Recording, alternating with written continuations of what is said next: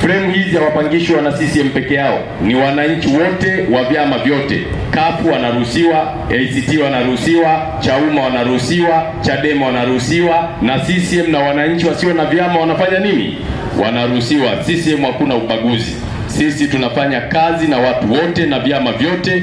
Tunachoangalia ni maslahi ya taifa, ndio kipaumbele chetu cha kwanza. Na hapa nilimuuliza katibu wetu wa wilaya kwamba naona kuna vijana wenzetu mafundi wamefanya kazi nzuri, Mungu awabariki sana wote ambao mmetekeleza mradi huu, na nikamsisitiza kama kuna watu wanadai madai hayo yalipwe kwa haraka, lakini kama hawadai basi ni jambo jema. Tunawashukuru sana watu wote, lakini wapongeze wakandarasi, mainjinia, mlinzi wetu ambaye uko hapa.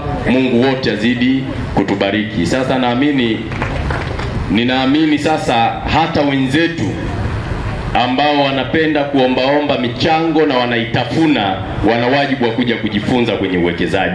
Maana nimeona jana kwenye taarifa kuna bwana mmoja ameposti, tunaomba mchango, tunaomba tone tone. Yaani familia zao ziko Ulaya zinalipwa, wanakula maisha na wanataka hela za Watanzania. Tustuke, tuone kabisa kwamba tuna makanjanja kwenye siasa.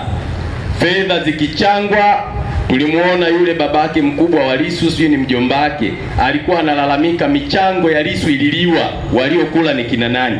Wanajuana wenyewe huko ndani. Sasa Watanzania, fedha zenu fanyieni maendeleo yenu, msiwape watu wakaenda kupoteza kwa mambo yasiyofaa.